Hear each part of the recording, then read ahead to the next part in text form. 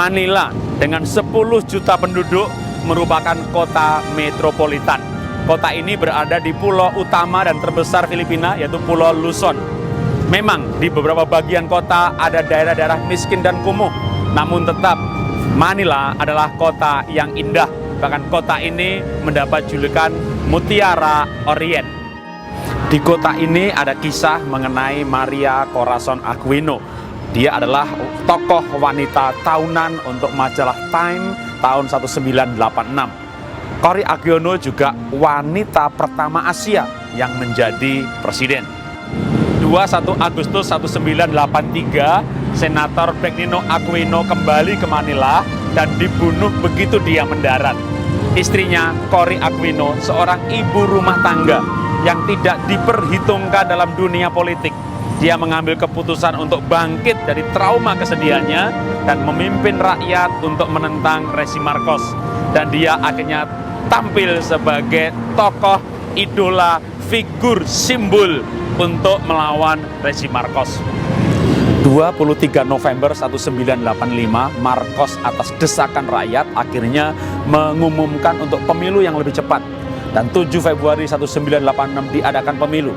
Tapi setelah berlangsung pemilu, konferensi uskup Filipina turun gunung dan mengatakan bahwa pemilu ini curang. Dan pendapat yang sama juga dikatakan oleh dari Senat Amerika yang memberikan tekanan kepada Marcos.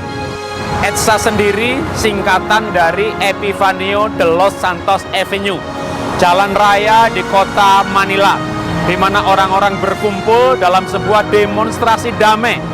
Jadi Filipina ini sering ada demonstrasi, tapi tidak pernah ada pagar yang roboh. Demonstrasi damai, dan melalui demonstrasi damai inilah Presiden Marcos diturunkan dan naiklah Corazon Aquino. Corazon Aquino bisa saja mengambil keputusan untuk menarik diri dari kegiatan politik dan publik daripada ia atau anaknya dibunuh seperti suaminya. Namun daripada hanyut dalam kesedihan dan kepedihan, ia mengambil keputusan untuk meneruskan perjuangan suaminya. Dalam bahasa Filipina dia berkata, Ipagpapa tuloy ko, artinya melanjutkan perjuangan. Semua orang bisa saja mengalami trauma kesedihan jika orang yang dicintai dan melekat hidupnya sudah lama seperti pasangan, anak atau orang tua meninggal. Apalagi jika meninggalnya tidak wajar.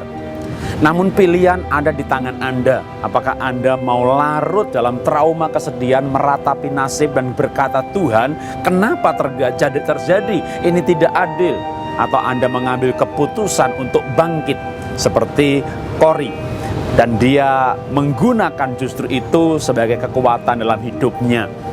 Karena memang kalau kita pernah mengalami trauma atau kecelakaan atau masalah, maka sebenarnya itu sebuah modal dalam tanda petik untuk memiliki empati dan simpati.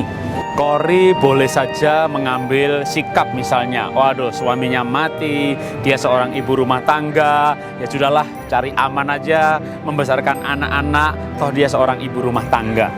Tapi dia mengambil keputusan untuk melupakan kesedihan, melupakan hal-hal yang bersifat seperti keamanan, hal pribadi.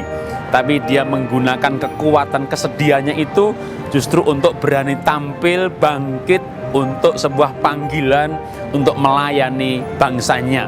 Maka Cory yang cukup agamis, dia berani memberi sebuah nasihat yang menurut saya cukup luar biasa. Dia berkata bahwa apapun yang Tuhan izinkan terjadi itu pasti sebenarnya mendatangkan kebaikan. Karena itu jangan traumatis atau menangisi apa yang terjadi. Memang kita bisa menangis sedih karena kehilangan suami bagi Cory, tapi dia punya prinsip yang luar biasa. Kalau Tuhan izinkan terjadi, itu pasti karena sebuah rancangan kebaikan. Itulah inspirasi dari Metro Manila untuk percaya bahwa Tuhan itu baik dan rencananya baik untuk mendatangkan kebaikan. Shalom dahsyat, luar biasa.